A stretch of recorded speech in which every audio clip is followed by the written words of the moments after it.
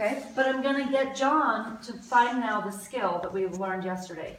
Can you reach from the outer wall of the armpit all the way down, out through the little finger?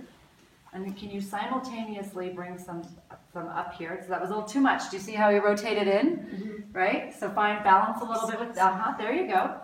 And now he's interacting. You see that? And one thing I might actually ask John to do is to lift his head just a little bit. Okay. Drop it down again. Okay. Do you mind if I move your head? Just a little bit more this way, because I think he's actually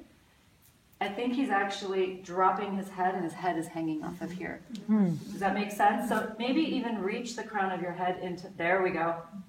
And now he collapsed up here. Did you see that? So now we get something else to work, but they brought a little bit more aliveness here. And there was just a little bit of change. It's still there. Not that big of a deal, right? Now reach your top thighs back.